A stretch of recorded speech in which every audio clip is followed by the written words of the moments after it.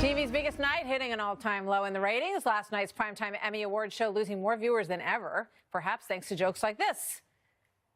The only white people that thank Jesus are Republicans and ex-crackheads. So. Chuckle, chuckle. Here now, Tom Shalhoub and Kat Timpf, both are Fox News contributors. Tom, what'd you think? You got to have the setup in there. The setup was, my mother doesn't watch this show. That is correct. His mother likes to see people thank Jesus. And right. He said a true thing. He said the only white people who thank Jesus are Republicans and ex-crackheads. And that's what he's saying. That's a joke making fun of liberal elitists, you see? So it's not a bad joke. Kat.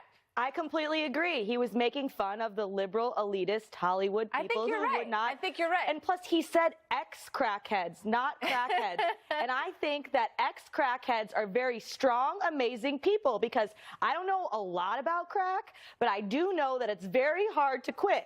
And I personally, I can't even quit French fries myself.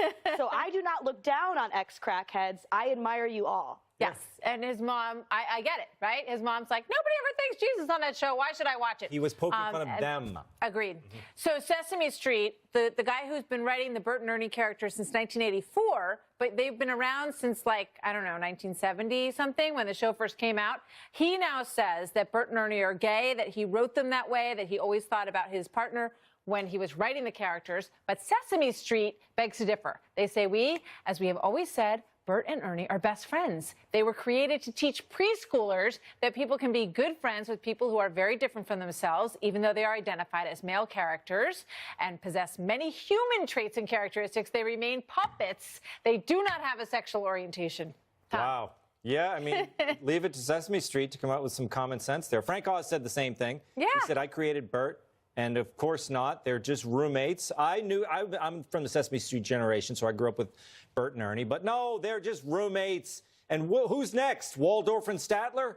Gonzo? I mean, who are they going to try to... I don't think you can just midstream as a writer suddenly take over the characters and decide that they're gay, especially when, as someone from Sesame Street pointed out, they don't exist from the waist down, which makes a lot of things that seems like it would be a pretty important thing. Although personally, I'm having a really hard time caring whether or not they're gay, because when it comes to real people, I don't care whether or not they're gay. Live your best life, be you. I don't care. So if I don't care if real people are gay, I'm finding a really hard time caring whether or not people who are not people, if they're gay or getting not. Worked up over so puppets. I can't believe that they're puppets. I've spent approximately 0% of my life thinking about puppet sex lives.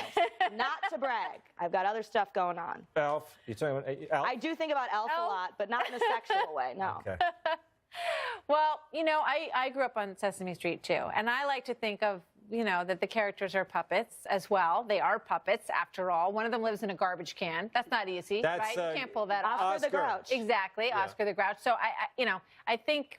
It's New York, too. It's the rents. The rents are very high in New York. So they needed to split the money. That's why they were roommates. I thought they were like the Odd Couple. I always thought of them like the puppet version of the Odd Couple, Felix and Oscar. Yeah. Maybe they were divorced gentlemen. I've yet to meet an adult man without a roommate in this city, actually. Exactly. So. Kat, Tom, always good to see you. Thank you very much, you guys. So that is our story on this Tuesday night. What do you think about that? Send me a tweet at Martha McCallum.